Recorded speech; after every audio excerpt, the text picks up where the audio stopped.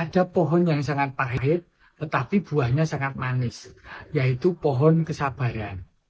Saya banyak sekali mendapati pertanyaan dari pasien, kapan GERD-ku sembuh total? Kapan sinusitisku sembuh total? Kapan hipertensiku sembuh total, Dok? Kapan diabetesku sembuh total, Dok?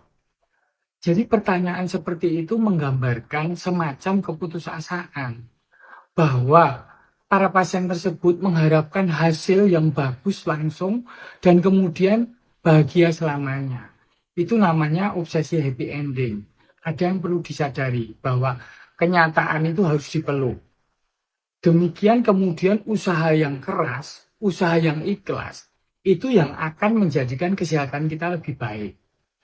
Ada pasien saya, tukang bakso yang kena stroke hemoragik, perdarahan di otaknya karena hipertensi dan faktor risiko lain yang banyak.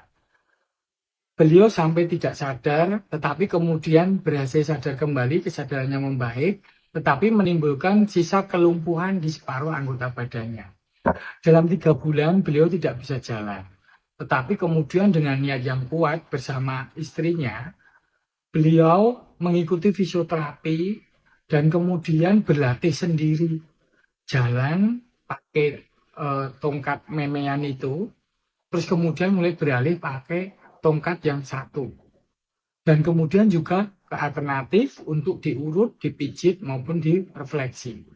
Dan setelah 6 bulan mulai bisa jalan sedikit-sedikit.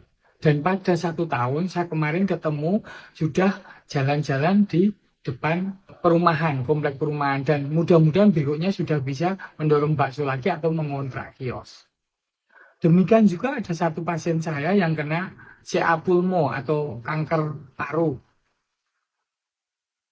Dia menjalani kemoterapi yang tentunya dengan efek samping banyak ya. Ada yang sampai rambut rontok, nafsu makan, mual-mual, itu banyak sekali terjadi.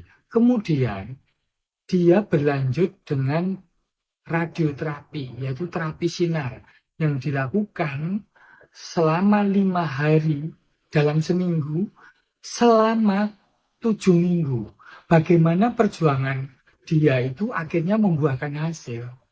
Setelah hasil ronsen dan scan ternyata udah minimal sekali, udah dikatakan mendekati sembuh. Dan sekarang dia sudah beraktivitas seperti biasa. Dan dia tetap ceria.